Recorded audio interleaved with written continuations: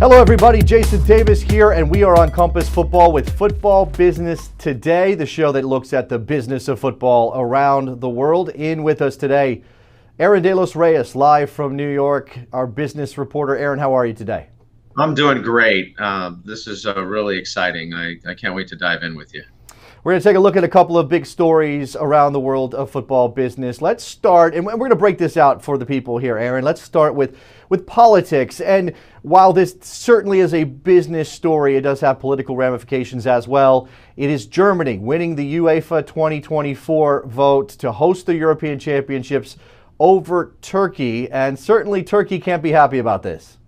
No, and especially what's been happening really in the last 5 to 7 days in Turkey with the Saudis.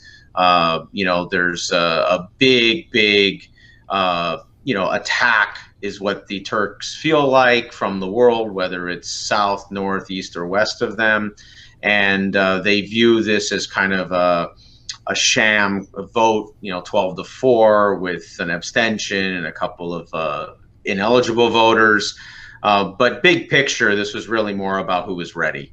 And at the end of the day, Germany obviously has some of the most robust stadium infrastructure in the world, and they're really targeting a coming out party when it comes to all of their footballness, across all their different digital and esports, and opening up ownership and betting and so on, to become really the top tier target league in all of Europe.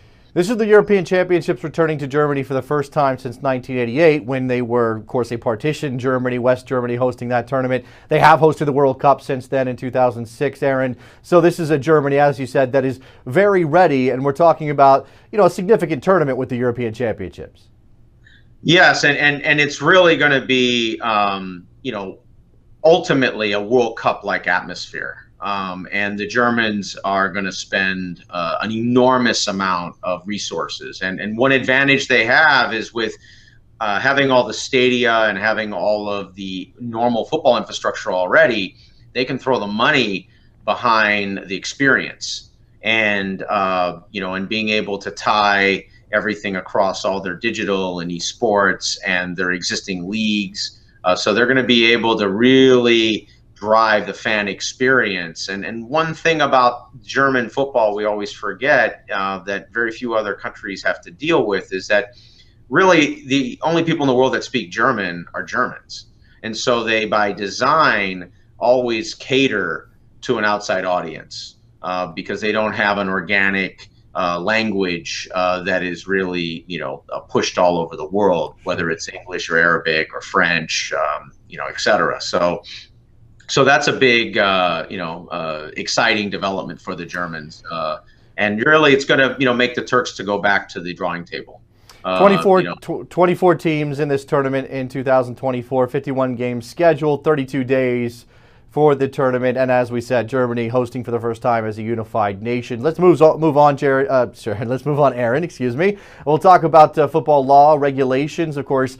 Always trying to tweak the laws. FIFA is got their hands in the business of worldwide transfers. That's something that's going to come to a head here. And now they're talking about limiting loans, both in and out, a limit of 8 out and 6 in. What is the logic behind this?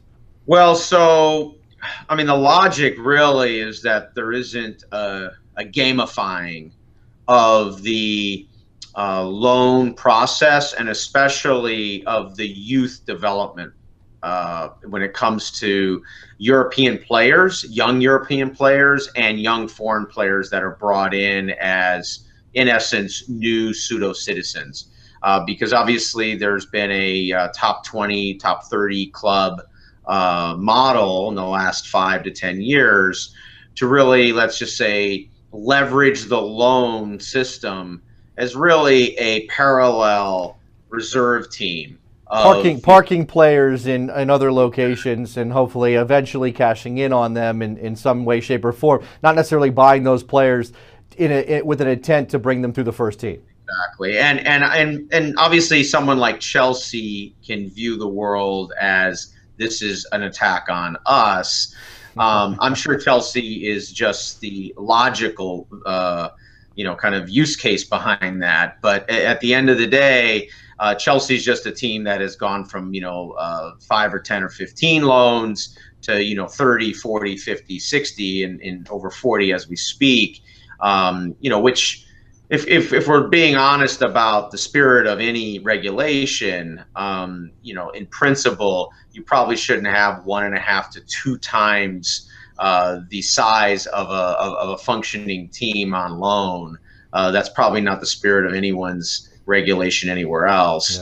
Yeah. And ultimately, it's going to really impact some of the, let's just say, second-tier teams in some of the up-and-coming leagues like Liga, or some of the lower-tier teams inside Serie A, who have been able to kind of build composite teams, and even La Liga has been able to do this without spending a lot of money. Yeah. And now they're going to have to really spend some money, which is, I really do believe the big picture behind this is going to put a lot more pressure on these leagues when they have their rights deals to start spreading the money out in, let's just say, a more traditional American style. Either that or suffer the consequences of diminished quality and certainly a bigger gap between the haves and the have-nots.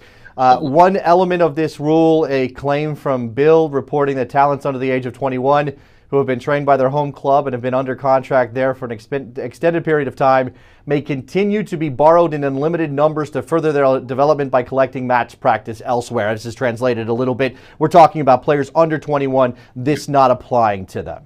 Which I think is very fair, because you tend to have a lot of regulations on players, until they're 16. They're highly controlled at that point. And then from 16 to 18 is another, let's just say, highly regulated point. And what we're really doing is extending that to 21.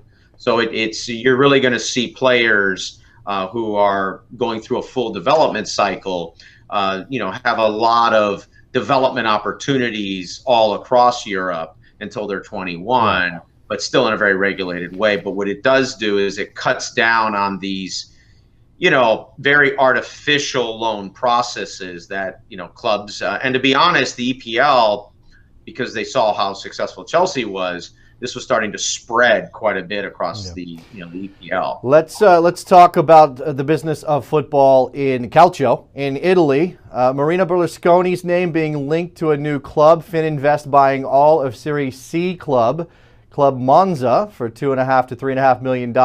Former Milan Vice President Adriano Galliani, he's the new CEO there. What does this all mean? Well, and we're not going to completely unpack this on this show, but over time, just like the great stuff you've been doing with the Poon and Lower League America, we're going to do a similar set of shows that showcase how the Berlusconi family and their businesses have leveraged and developed football in Italy over time. And Fininvest is the overall media arm. It's almost like Comcast, NBC, or the Fox companies, or Disney in Italy. So it's dozens of companies, and Mrs.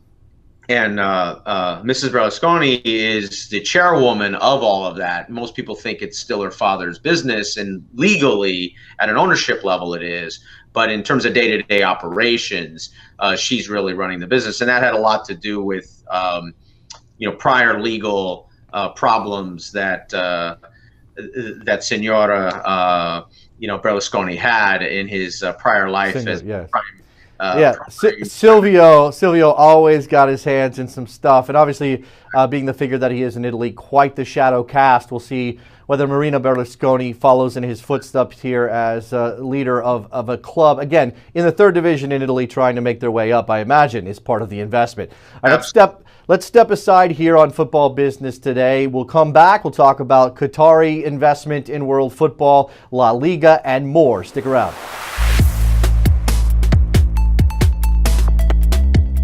Back on Football Business Today, Jason Davis and Aaron De Los Reyes with you, talking about the business of football across the globe. Let's go to Qatar. Lots of investment in world football from Qatar. QSI, the investment arm that owns Paris Saint-Germain making big investments in that club. Where are we with the overall spend now, Aaron? What's new on the front for Qatari investment?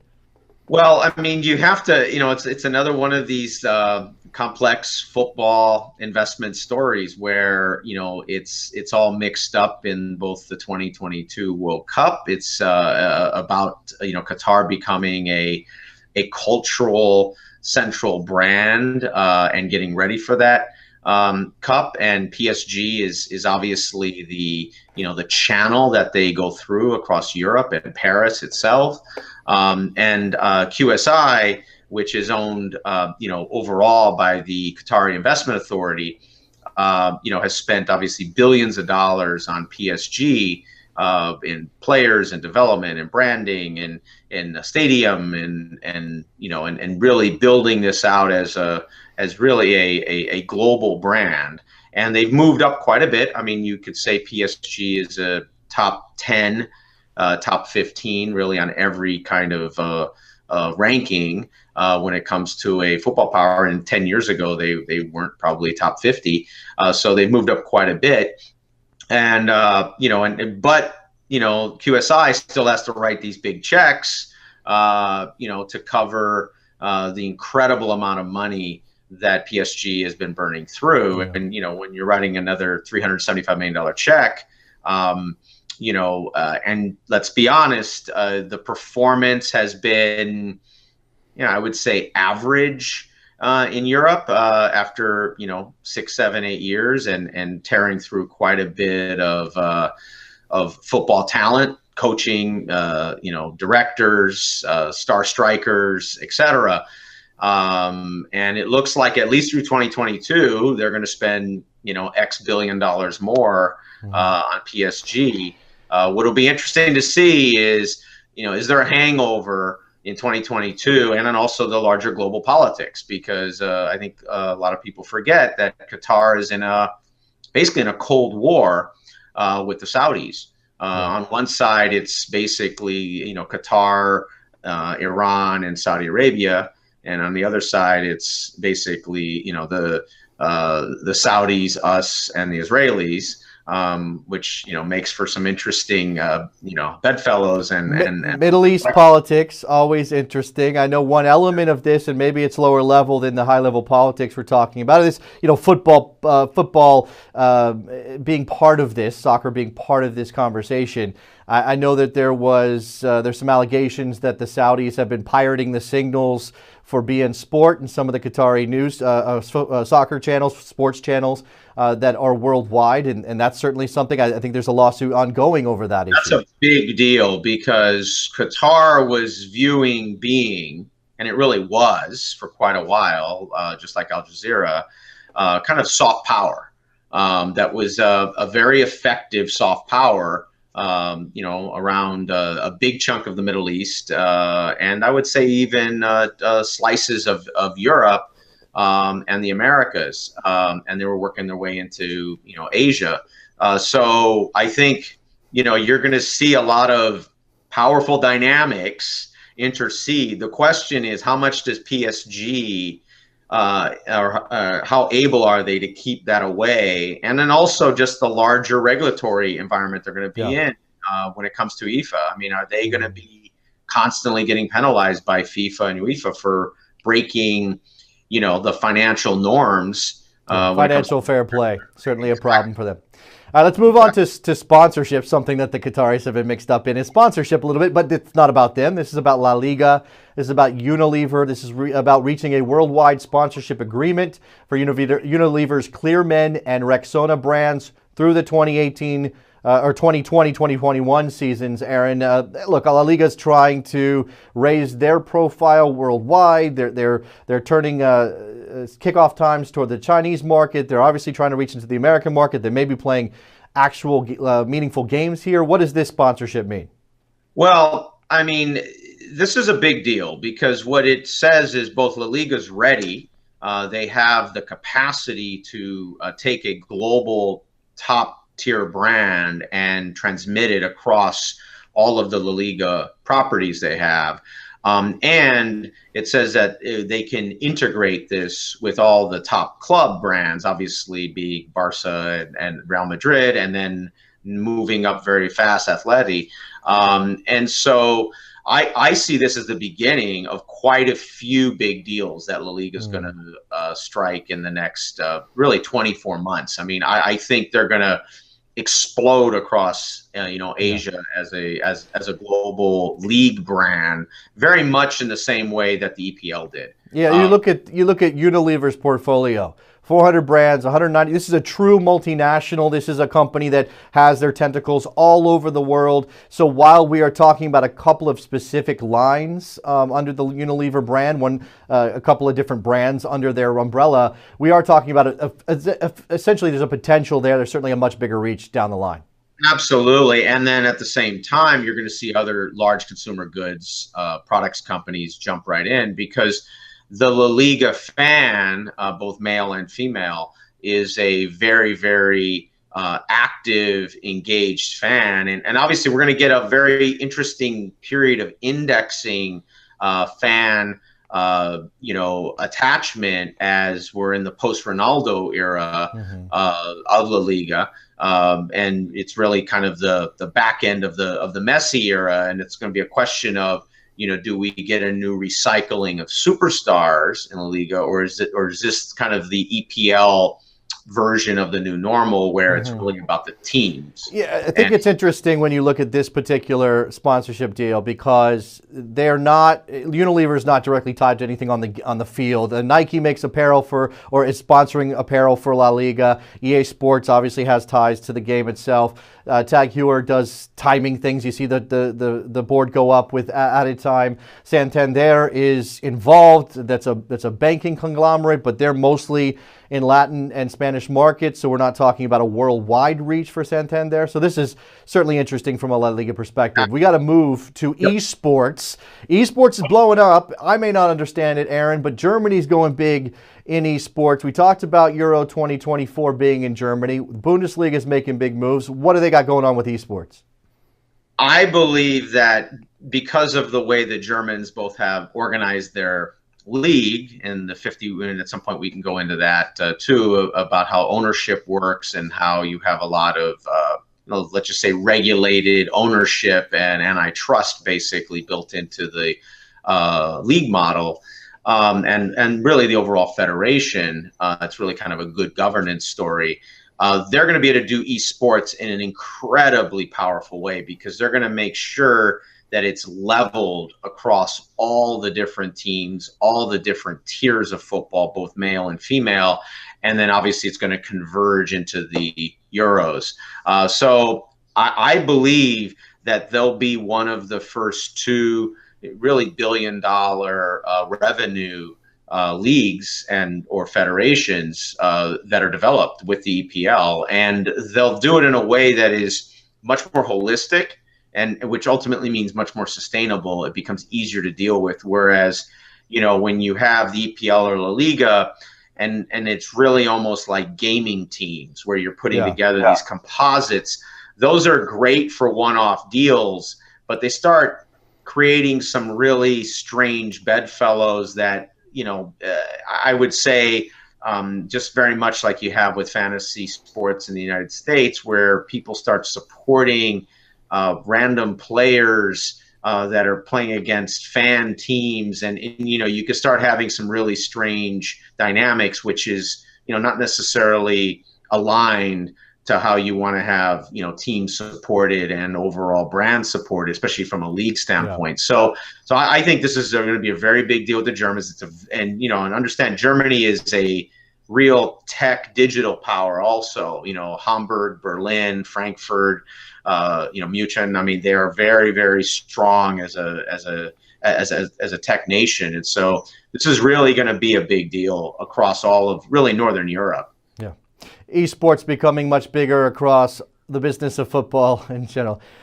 Let's wrap up this edition of Football Business today. Jason Davis and Aaron De Los Reyes. Make sure you're following Compass Football on YouTube, Facebook, all of your social media platforms, and we'll be back with a new show next week. See you then.